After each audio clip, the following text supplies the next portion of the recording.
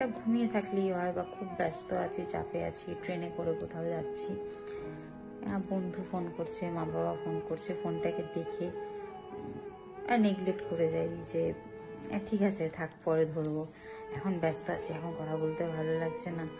কিন্তু আমি আমার পার্সোনাল এক্সপিরিয়েন্স থেকে বলবো, এটা কেউ কখনো করো না, কখনো না।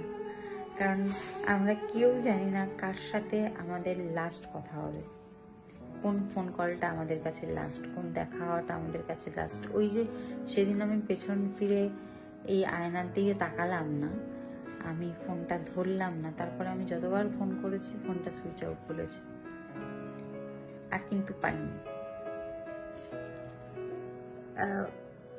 অনেক দিন ও চলে যাওয়ার পরেও ফোনের দিকে তাকিয়ে থাকতাম, বারবার হোয়াটসঅ্যাপটা চেক করতাম, টেক্সট মেসেজ খুলে দেখতাম, কখনো কোনো আর ফোন মেসেজ কিছু আসেনি।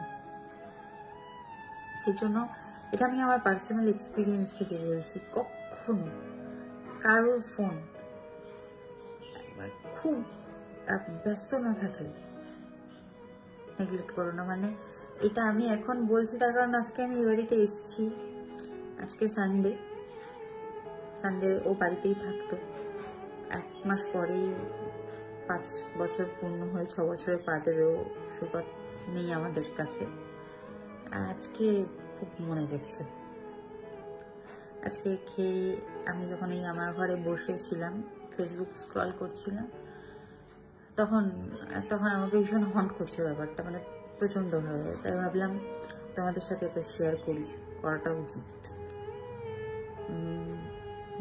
যাই হোক, এটাই বলবো যে কখনো এটা করো না, মানে কারোর ফোন মেসেজ নেগলেক্ট করো না, পরে আর সুযোগ পাবে না।